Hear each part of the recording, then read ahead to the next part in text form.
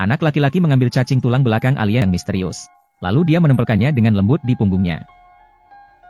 Ini tampaknya memberinya sensasi segar dan menyenangkan. Alien di sampingnya tersenyum licik. Kemudian anak laki-laki itu memalingkan kepalanya dan menganggap monster itu sebagai ayahnya. Harus menyelamatkannya dari kandang. Untungnya, ayahnya datang tepat waktu. Anak laki-laki melihat seseorang menghentikannya. Langsung menunjukkan ekspresi marah. Semua orang terkejut. Tidak terduga, anak laki-laki itu melindungi monster. Alien mengendalikan anak laki-laki melalui cangkang punggungnya untuk menyampaikan pesan. Jika tidak melepaskannya, anaknya juga tidak akan bertahan hidup. Pak Wood sangat tidak suka diancam oleh alien. Bagaimana bisa dia membiarkanmu memanfaatkannya setelah dia melahirkannya sendiri? Tanpa ragu, dia langsung mencabut cangkang punggung alien ini. Kemudian anak laki-laki itu juga pingsan. Pak Wood bingung. Bagaimana anak yang baik bisa dengan sukarela memasang cangkang punggung alien ini? Apa asal-usul monster asing ini? Para ahli pun tidak dapat menemukan jawabannya dalam waktu singkat. Untuk mengkaji monster alien ini, dokter wanita terus memberikan air hangat kepada monster. Mencoba mencari celah. Pada saat ini, para ahli mencetuskan ide yang buruk. Ingin menghentikan monster dan melakukan autopsi hidup. Namun percakapan mereka. Setelah alien mendengarnya, ia terdiam dalam pemikiran. Tunggu sampai tidak ada orang di laboratorium. Para ahli sangat ingin mencobanya. Ingin mengendalikan monster yang lucu ini sendirian. Memahami asal-usulnya. Sepertinya alien ini akan menjadi tikus percobaan. Namun monster tiba-tiba menunjukkan sisi kejamnya. Dia meremehkan alien. Dia juga membayar harga yang mahal untuk itu. Semua orang datang setelah mendengar berita. Dokter wanita dengan cerdik mengambil tongkat listrik untuk menyelamatkan para ahli. Namun sudah terlambat. Para ahli yang diselamatkan sudah tidak bernyawa. Alien itu dengan bangga melihat semua orang. Sepertinya dia sedang memperingatkan umat manusia. Jangan meremehkan mereka. Pemimpin perkemahan sangat marah. Menganggap membiarkan monster di perkemahan adalah bencana. Memerintahkan untuk menghentikan penelitian dan membunuh monster. Tetapi dokternya menentang. Karena mereka telah menghabiskan begitu banyak pikiran. Berikan sedikit waktu lagi pasti akan ada hasilnya. Dengan keteguhan dokternya, pemimpin mengatakan berikan setengah hari lagi. Begitu waktu habis, segera bunuh monster. Setelah beberapa jam penelitian oleh dokter wanita, masih belum ada kemajuan sama sekali. Tetapi dia teringat apa yang dilakukan oleh Lau Mu kepada makhluk asing kemarin. Kemungkinan besar rahang atas adalah titik lemah yang mematikan bagi mereka. Terlihat bahwa setengah hari yang diberikan oleh pemimpin hampir habis. Dokter wanita memutuskan untuk mengambil risiko. Mengambil sebilah pisau kecil. Lalu memberikan air kepada makhluk asing seperti biasa. Permukaan makhluk asing masih terlihat lembut. Tetapi perempuan itu berubah begitu saja. Tiba-tiba dia menyerang makhluk asing dengan serangan listrik 100.000 volt. Kemudian membuka kandang besi. Tanpa rasa takut, dia menusuk langsung ke rahang atas monster. Wanita harus menjadi kejam. Benar-benar tidak ada urusan bagi pria. Dua pria kuat menjadi takut seperti penggemar kecil oleh dokter wanita. Dan dokter wanita juga menebak dengan benar. Rahang atas memang menjadi titik lemah yang mematikan bagi alien. Kemudian mereka mulai melakukan autopsi pada alien yang sudah mati. Tingkat kompleksitas di dalamnya. Manusia belum pernah mengalaminya. Manusia belum pernah melihatnya. Setelah mengangkat jaringan rahang atas, adegan selanjutnya membuat dokter sangat ketakutan. Tulang belakang alien. Ternyata sama persis dengan tulang belakang yang mengendalikan anak-anak. Apakah setelah memasang tulang belakang tersebut, manusia akan mengalami mutasi menjadi seperti ini? Maka anak-anak di bumi akan berbahaya. Setelah Little Mu terbangun tanpa tulang belakang, Carl menemukan Xiao Mu. Ingin mendapatkan informasi tentang alien dan tulang belakang dari mulutnya.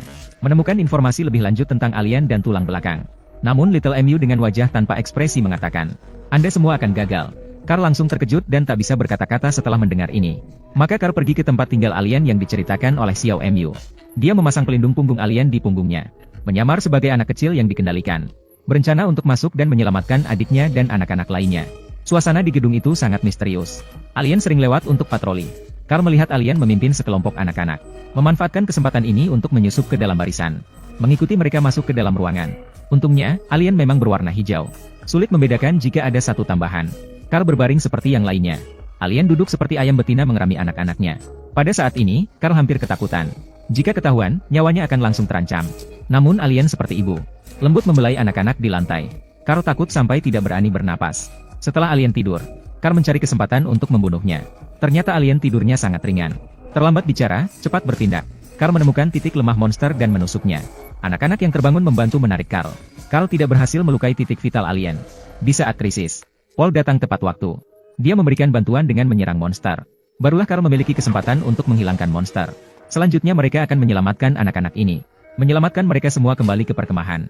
Mempertimbangkan untuk memotong punggung mereka. Sejak punggungnya dipotong, dia akan jatuh ke dalam tidur lelap setiap hari. Ayahnya, Lau Mu, sangat khawatir tentang kesehatan anaknya. Karena anaknya lemah sejak kecil. Namun dokter perempuan menemukan saat memeriksa anak itu. Tubuh Xiao Mu sangat kuat dan sehat seperti sapi. Tidak ada masalah sama sekali. Apakah ini manfaat dari punggung alien? Mereka tidak bisa membedakan apakah tujuan alien itu baik atau buruk. Anak kecil sedang mencari-cari sesuatu. Dia mengangkat kepalanya dan panik. Sebuah makhluk alien yang sangat hijau sedang tersenyum melihat dirinya sendiri. Anak laki-laki ketakutan sampai kakinya lemas. Alien merasa bahwa bumi mudah untuk dikuasai. Kemudian ingin membuat anak laki-laki itu menjadi anaknya. Meskipun takut, anak laki-laki itu berani melawan. Sayangnya, saat yang kritis, dia tidak bisa berbuat apa-apa. Anak laki-laki hanya bisa memberikan serangan terakhir. Mereka berpikir anak laki-laki itu akan melakukan keajaiban. Ternyata pemimpin perkemahan datang, menyelamatkan anak tepat waktu. Kamp lama yang telah dibangun selama beberapa bulan sudah ditemukan oleh monster alien berbaju besi. Sekarang tempat perlindungan manusia ini sudah terbuka. Perlu segera mengungsikan anak-anak dari perkemahan. Keesokan harinya, pemimpin perkemahan baru, Lao Bai, kebetulan lewat di tempat ini. Lao Bai mengatakan bahwa tempatnya sangat aman. Bisa membuat anak-anak pindah ke sana semua. Setelah semua, tujuan alien hanya anak-anak. Orang dewasa bisa pindah nanti. Kemudian anak-anak mengikuti Lao Bai ke sebuah rumah besar. Semuanya tampak berjalan dengan lancar. Tunggu sampai malam. Lao Bai membawa salah satu anak ke hutan. Menyerahkannya kepada seorang gadis yang dikendalikan oleh kumbang punggung. Anak laki-laki sangat cerdik. Merasa ada yang tidak beres dan langsung berbalik lari. Tidak disangka-sangka, dia langsung pingsan oleh alien dengan satu tembakan energi. Alien kemudian datang ke arahnya. Melalui gadis itu, dia menyampaikan pesan kepada Lao Bai. Bertanya berapa banyak anak yang dibawanya kali ini. Ternyata Lao Bai dan alien telah mencapai kesepakatan. Alien tidak akan melukai anak-anaknya. Syaratnya, Lao Bai harus membawa lebih banyak anak untuk dipersembahkan kepada alien. Sifat kemanusiaan pada saat ini ditunjukkan dengan sepenuh hati. Alien pergi dengan senang hati membawa anak-anak. Lao Mu yang mengantar anak-anak ke perkemahan. Saya menemukan sebuah pondok kayu yang terkunci sepanjang waktu. Merasa pasti ada yang aneh di dalamnya. Dia diam-diam masuk ke dalam untuk melihat. Di sini dia menemukan banyak pakaian anak-anak. Saat dia bingung, Lao Bai muncul di belakangnya. Dia meminta Lao Mu untuk bergabung dengan mereka. Dengan begitu, dia bisa membuat anaknya berada di bawah perlindungan makhluk asing. Lao Mu berpura-pura setuju untuk bekerja sama. Dia segera berbalik dan membawa anak-anak melarikan diri. Tapi bagaimana anak ayam bisa melarikan diri dari elang jahat ini? Lao Bai dan mereka dengan cepat mengejar.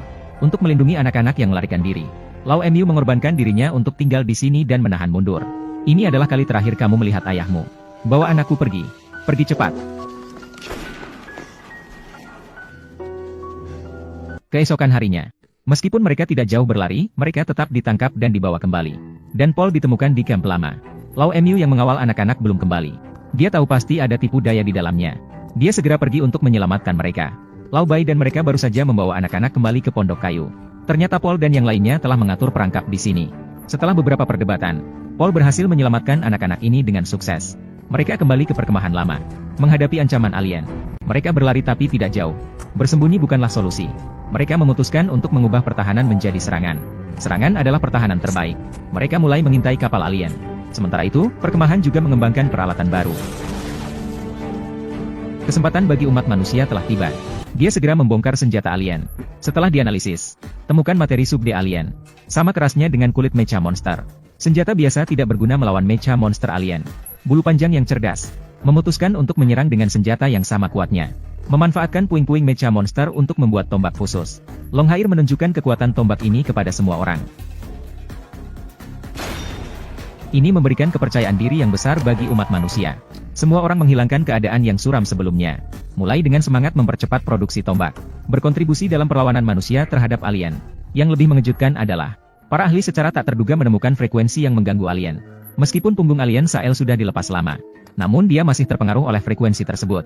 Ini menunjukkan bahwa mereka masih memiliki hubungan dengan alien. Ketika mengetahui bahwa Sael sedang mempelajari kelemahan alien, Xiao Mu mendorongnya untuk menghancurkan pengganggu frekuensi. Aku tidak ingin menjadi manusia lagi. Namun Sael jelas ingin berada di pihak manusia. Xiao Mu mengambil tindakan tegas ketika persuasif tidak berhasil. Dia memanjat ke udara untuk menyerang para ahli secara diam-diam. Mengambil komponen paling penting dari pengganggu frekuensi. Sael meminta dia untuk tidak mengkhianati manusia. Alien lebih baik daripada manusia. Mari kita bergabung menjadi bagian dari mereka. Melihat Xiao Mu tidak mendengarkan nasihat, Sael segera memanggil orang untuk menghentikan Xiao Mu. Namun Xiao Mu melompat keluar dari jendela. Terpengaruh oleh paparan punggung alien. Kemampuan tubuh Xiao Mu sudah berbeda dari manusia biasa. Bisa dengan mudah melompati penghalang setinggi 3 meter. Kemudian, Xiao Mu mengikuti perasaannya. Berlari ke tempat untuk menemukan utusan alien. Mengatakan bahwa dia ingin mengikuti alien mulai sekarang. Utusan itu mengelabuinya untuk mengungkapkan rencana manusia. Xiao Mu dengan jujur mengatakan semuanya. Setengah jam kemudian, akhirnya, Paul datang mencarinya. Tapi Xiao Mu justru hancur. Ternyata setelah Xiao Mu mengungkapkan semua rencana manusia, Alien merasa Xiaomu tidak memiliki nilai yang bisa dimanfaatkan. Dan mereka tidak membawa Xiaomu pergi bersama mereka. Melihat Xiaomu melakukan sesuatu yang merugikan orang lain dan dirinya sendiri. Kemudian, mereka teringat bahwa Lau Mu mengorbankan dirinya sendiri untuk menyelamatkan Xiaomu 2 hari yang lalu. Paul sangat tidak bisa berkata-kata. Tapi ada juga berita baik. Xiaomu tidak memberikan bagian pengganggu kepada alien. Ini memberikan sedikit harapan bagi umat manusia. Sekarang rencana manusia telah terbongkar. Paul dan mereka harus membuat rencana baru. Mereka melalui pengamatan pada pesawat luar angkasa alien. Mereka menemukan sesuatu yang tak terduga. Kali ini mereka melihat makhluk alien berbentuk manusia. Ternyata monster 6 kaki hanya bawahan mereka. Tampaknya alien masih memiliki banyak rahasia. Diperlukan manusia untuk menggali. Namun manusia tidak terintimidasi oleh misteri alien. Malah mempercepat persiapan mereka. 3 jam kemudian, akan melancarkan serangan balik pertama terhadap alien.